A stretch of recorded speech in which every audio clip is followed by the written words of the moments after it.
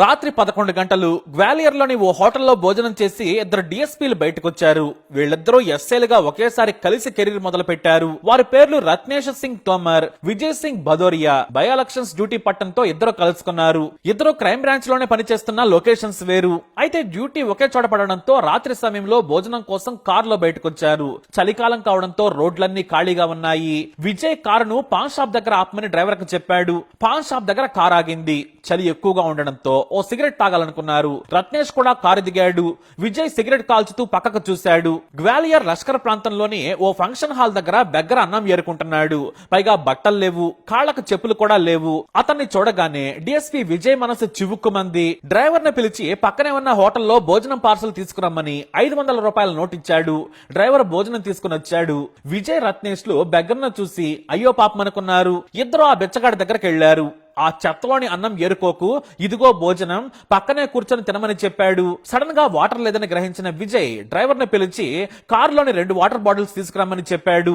ఆ water bottles ఇస్తూ చేతిని శుభ్రంగా కడుక్కొని తినమన్నాడు. అయితే చేతికి భోజనం ఉన్న పార్సల్ కవర్ ఇస్తూ ఉండగా బిచ్చగాడి చేతులు వణుకుతూ ఉన్నాయి. సరైన బట్టలు లేవు. దీంతో మరో క్షణం ఆలోచించకుండా తాను వేసుకున్న 5,000 ఖరీదైన జాకెట్ ని విప్పి బిచ్చగాడికి తొడిగారాయన.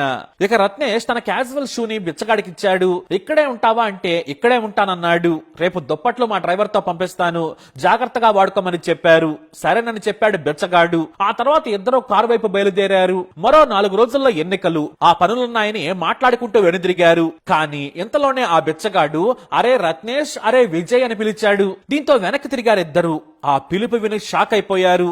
ఎవరితను, మన పేర్లు ఎలా తెలుసు, పైగా మొదటి పేరుతోనే పిలుస్తున్నాడని ఒకరి మొహం ఒకరు చూసుకున్నారు. ఇంకెవరైనా పిలిచారా అని చుట్టూ చూశారు. ఎవరూ లేరు. కొంపదీసి ఎప్పుడైనా మనం ఇతన్ని అరెస్ట్ చేశామా?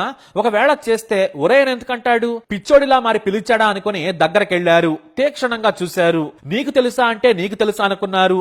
ఇద్దరు అలానే మాట్లాడుకుంటున్నారు. రత్నేష్ తన ఫోన్ తీసి బెచ్చగాడి మొహాన లైట్ వేశాడు. కానీ గుర్తించలేదు. ఎవరు నువ్వు, మేం మీకెలా తెలుసన్నారు. ఆ ప్రశ్న వినగానే బ్యాచ్ నంబర్ 1999 నాకు తెలుసురా అన్నాడు.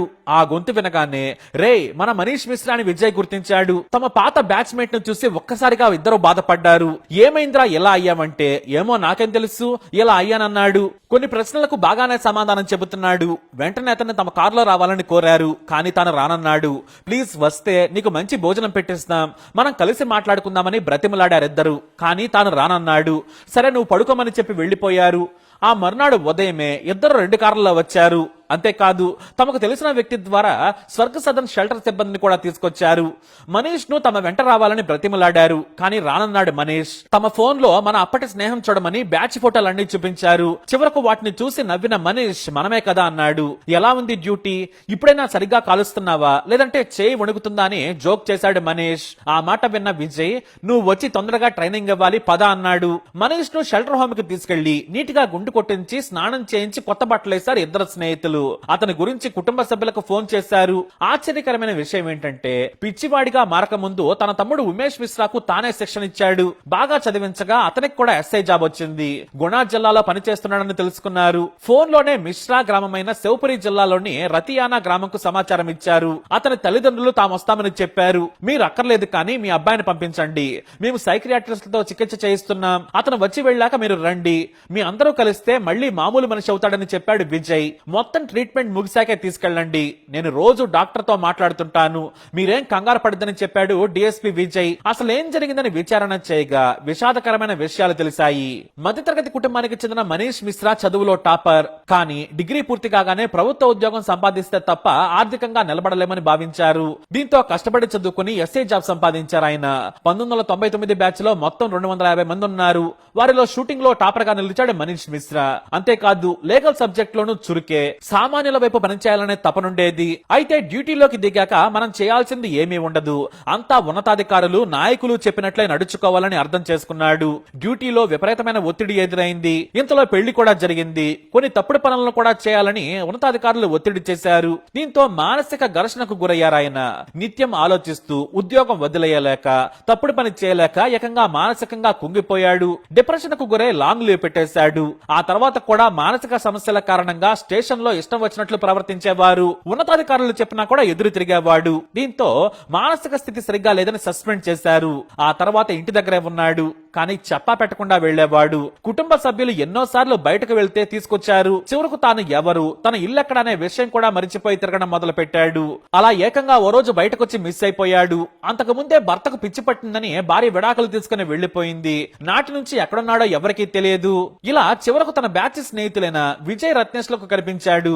అయితే విజయ్ కి మనీష్ కి పోలీస్ అకాడమీలో మంచి అనుబంధం ఉంది. ఇద్దరు ఒకే గదిలో ఉండేవారు. రైఫిల్ షూటింగ్ లో తడబడేవాడు విజయ్. కానీ మనీష్ ధైర్యం చెప్పి తుపాకీ పట్టుకోవడం నుంచి గురి చూసి కొట్టడం వరకు నేర్పించాడు. అంతేకాదు లీగల్ సెక్షన్లు, ఇతరత్రా కోర్టు సబ్జెక్టుల శిక్షణలో కూడా విజయ్ కి సాయం చేశాడు. అకాడమీ పరీక్షల్లో పాస్ కావడంలో విజయ్ కి సాయం చేశాడు. ఇక అకాడమీలో శిక్షణ పూర్తి చేసుకున్నాక పోస్టింగులు వేర్వేరు చోట్లొచ్చాయి. దీంతో ఇద్దరు దూరమయ్యారు. కానీ ఏదో ఒక సందర్భంలో మాత్రం కలుసుకునేవారు. హఠాత్తుగా కొన్నేళ్ల క్రితం మనీష్ ఉద్యోగం కోల్పోయాడు. ఈ విషయం విజయ్ కి తెలియదు. కానీ ఇప్పుడు డిఎస్పీ రేంజ్ కి ఎదిగారు ఆయన. క్రైమ్ బ్రాంచ్ లో సిన్సియర్ ఆఫీసర్ గా పేరు తెచ్చుకున్నాడు. తన స్నేహితుడి పరిస్థితి చూసిన విజయ్ అతను చికిత్స తీసుకునేంత వరకు సాయం చేశాడు. 3 ఏళ్ల మానసిక చికిత్స అనంతరం దాదాపుగా కోలుకున్న తర్వాత వారి తల్లిదండ్రులకు అప్పగించారు. వారు కూడా వృద్ధులే. అయితే ప్రతిరోజు మందులు వాడుతూనే ఉంటే సామాన్యంగా ప్రవర్తిస్తాడు. మందులు జాగ్రత్తగా వాడాలని డాక్టర్లు చెప్పారు. ఇప్పుడు మనీష్ కు 50 ఏళ్లు. మునుపటిలా సామాన్య వ్యక్తిలా లేకున్నా కూడా పర్వాలేదు. ఎవరితోనూ గొడవ పడకుండా, ఇంట్లో నుంచి పారిపోకుండా గడుపుతున్నాడు. పేపర్లు చదువుతూ, టీవీ చూస్తూ గడుపుతున్నాడు. తన సోదరుడే మనీష్ ను చూసుకుంటున్నారు. అలా తమలా డీఎస్పీ డ్రెస్ లో ఉండాల్సిన ఫ్రెండ్ ని బెచ్చగాడలా చూసి తట్టుకోలేకపోయినని విజయ్ మీడియాకు చెప్పారు. ముందు మేము అడిగితే ఏమీ చెప్పలేదు. మాట్లాడడానికి ట్రై చేసినా కూడా మమ్మల్ని పట్టించుకోలేదు. మేము వెళ్లిపోతుంటే పేర్లు పెట్టి పిలిచాడు. మా పేర్లు గుర్తుంచుకొని పిలిచాడంటే మానసికంగా కరెక్ట్ గానే ఉన్నాడు. కానీ ఎక్కడో చిన్న లోపం ఉందని చికిత్స చేయించాం. ఇప్పుడు బాగున్నాడు. మాకు అది చాలు. 2005 వరకు కూడా సిన్సియర్ ఆఫీసర్ గానే పనిచేశాడని నాకు రిపోర్ట్స్ ద్వారా తెలిసింది. అయితే డ్యూటీకి లాంగ్ లీవ్లు పెట్టడం, కొన్నిసార్లు అతిగా ప్రవర్తించడంతో డాక్టర్ల చేత ట్రీట్మెంట్ చేయించిన ఉన్నతాధికారులు పోలీస్ ఆఫీసర్ డ్యూటీకి అన్ఫిట్ అని తేల్చారు. అందుకే సస్పెండ్ చేశారని చెప్పుకొచ్చారు ఆయన. 10 ఏళ్ల తర్వాత నేను మిశ్రాన్ని కలిశాను. కానీ ఇలాంటి పరిస్థితుల్లో కలవడం బాధనిపించింది. ఒకటి మాత్రం నిజం, పోలీస్ జాబులు అంత సులువు కాదు. మనం ముందు ఏదో ఊహించుకుని వస్తాం, కానీ ఇక్కడ వేరే లోకం ఉంటుంది. దాన్ని తట్టుకోవడమే కాదు, పోలీస్ ఉద్యోగమే జీవితం అనుకోవాలి. డిపార్ట్మెంట్ కు అనుగుణంగా మారాలంతే. మనం ఒక్కరమే ఉద్ధరిస్తామనుకుంటే మాత్రం కుదరదు. నేను ప్రజలకు దగ్గరగా ఉండాలనుకున్నాను. కానీ నేను క్రైమ్ ఇన్వెస్టిగేషన్ లో మంచి ఆఫీసర్ గా పేరు తెచ్చుకున్నాను. నన్ను డిపార్ట్మెంట్ అందుకే వాడుకుంటుంది. ఉన్నతాధికారి అయినా కూడా ఆకలి దాహం కూడా తీసుకోకుండా పనిచేయాల్సి ఉంటుంది. ఎన్నికల సమయం వస్తే భోజనం కూడా సరిగ్గా చేయం. డిఎస్పీ పై ర్యాంక్ నుంచి కాస్త ఉపశమనం ఉంటుంది. కానీ ఎస్ఐగా ఉంటే ఎంతటి ఒత్తిడి ఉంటుందో మాకు తెలుసు. మేము అవన్నీ దాటుకొనొచ్చాం. కానీ ఉమేష్ దాటలేకపోయాడంతే. మంచి మనిషి, సున్నిత మనస్కుడు. సమాజానికి ఏదో చేయాలని పై అధికారుల ఆదేశాలను, ఒత్తిడిని తట్టుకోలేకపోయాడు. అదే నష్టం చేసిందని బాధపడ్డారు క్రైమ్ బ్రాంచ్ డిఎస్పీ విజయ్. తన స్నేహితుడిని మాత్రం రోజు తలుచుకుంటున్నారు ఆయన. మరి ఈ స్టోరీపై మీరేమంటారు? మీ అభిప్రాయాన్ని కామెంట్ ద్వారా తెలియజేయండి. వీడియో లైక్ చేయండి, షేర్ చేయండి, మా ఛానల్ సబ్స్క్రైబ్ చేసుకోండి.